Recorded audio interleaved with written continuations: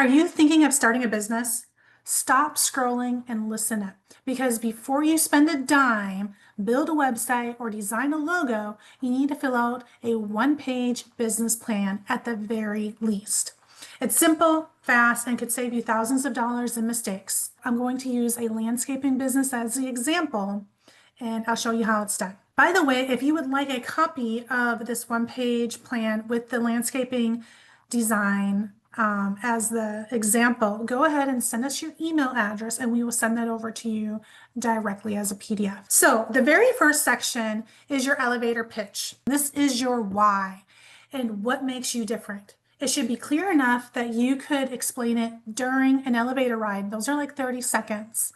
Focus on who you serve, what you solve, and what your unique edge is. All right, so here's the example if we were to start a lawn mowing business. We help busy homeowners and small commercial properties keep their yards clean, green, and healthy all year long. Unlike Mow and Go guys, we offer full service care and professional scheduling so our customers never have to chase us down. So this is how you answer, what do you do? This is your answer when people ask you, what do you do? All right, so the next section is section 2, and this is your products and services. So this is, what are you going to sell? So list your top 2 to 3 services or products. Remember, you want to keep it simple, include the price you plan to charge, and make sure it's something you can deliver constantly. If we were to do the landscaping business, again, this is our example, we're going to offer mowing, lawn mowing, and we're going to do it for $100 a service. We're going to do fertilizing, and we're going to do that for $50 a treatment. And then we can even do sprinkler systems installed, and that will be $2,000 per job. Again, we're keeping it really basic, we're keeping it really simple, and only list the services that you are trained and equipped to offer right now. You can always go ahead and expand your list of services later as you get trained in and you're able to deliver on those services. So section 3 is your financials. I always tell you, know your numbers. A lot of other coaches and professionals will tell you you have to know your numbers. So this is this section.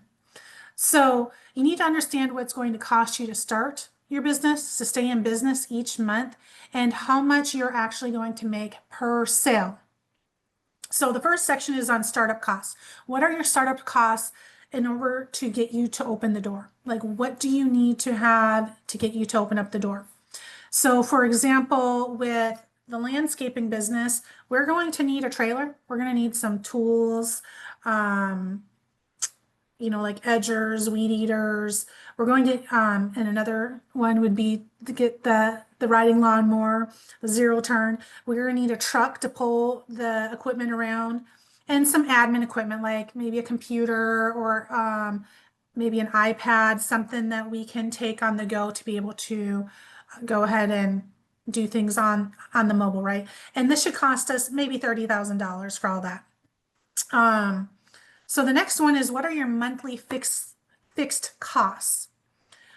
What does it cost you to keep the business open each month before you get any sales? So if our landscaping business, like we're going to be doing our landscaping business, so we would probably need to pay for a warehouse rent. We'll probably need to have the internet, maybe a website, and admin staff. And this could even be a personal assistant or a virtual assistant. Like, it doesn't need to be someone in-house right away. And between the rent and then there's like insurance too. So between rent, internet, website, our admin assistant, insurance, like, we know that we need to bring in $6,000 a month. So that's bottom line. This is our fixed costs, no matter if we make a sale or not. This is how much money we need to have up front to be able to pay for those monthly expenses. So the next one is our variable costs and our gross profit. So our variable cost is, if we were to do one job, like, how much would it cost per job? So for example, with our landscape business, So if we're going to charge for mowing, we're going to charge $100 for each mow. We know that our cost for labor, fuel, and to get from job to job, it's going to cost us $50 per job. So that means that we will have a $50 profit if we have a lawn mowing business, like if we have a lawn mowing job, right?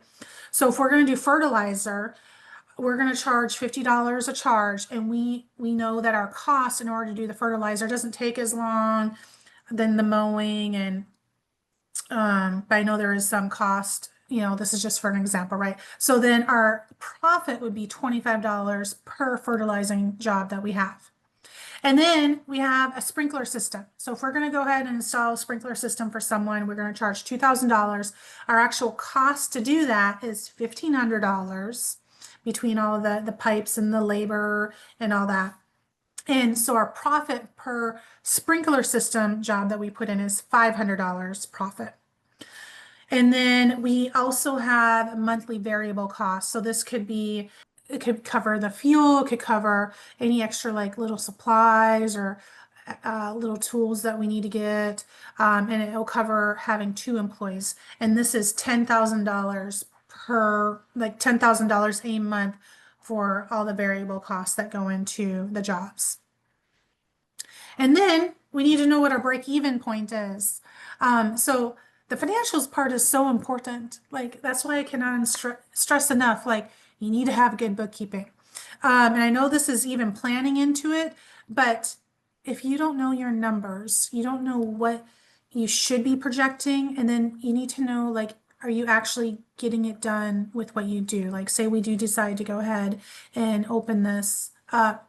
Like, are we meeting what we expected to meet? Like, so that this is down the line, right? So we need to know how much it's going to cost us to break even. So how many jobs do I need just to cover my monthly fixed costs? Remember, we said that our monthly fixed costs were $6,000. So we would need to have 60 lawn mowing jobs with a $3,000 profit. We need to be able to do 40 fertilization jobs. That will give us a $1,000 profit. And then if we can install 4 sprinklers each month, that will be a $2,000 profit, and that will give us to the $6,000 break-even cost. And then we know we need at least to do this, but we need to do more if we want to make a profit. So if you don't know your break-even point, you are flying blind. Again, that's why your numbers are so important. So the next section that you need to be thinking about is section 4. What are your capital needs?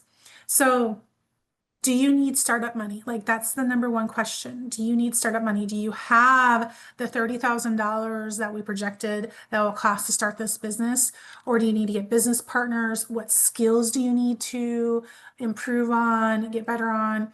So this section outlines your game plan to gather the resources that you need in order to start this business.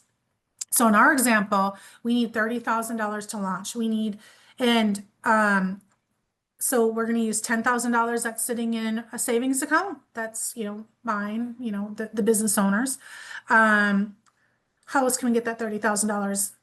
We decided that we're going to get an SBA loan for $15,000.